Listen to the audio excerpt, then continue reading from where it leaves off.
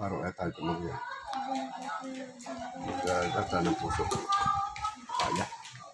Adog puso at papaya sa gataan ho. Yan. Gata oh. Yung ulo na. Galunggong yan oh. Patis ng galunggong. Napakasarap po nito. Puso samahan nyo ng patis na natural. Yung patis ho ng mismong kinaing isda. Ano ho? Lalo na yung papaya. Ano, puso papaya. Ay samahan ho ninyo nito. Kaya lang maglasaw kayo ng luya. Ano ho? Kaya ng luya pag kayo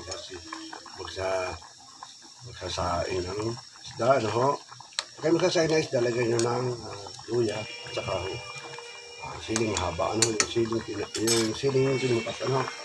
Siling kinumpas. Ayan ho. Oh. Pasag na natin yung papaya. Ayan ho. Oh. Ayan. Ating papaya. Sinig na natin.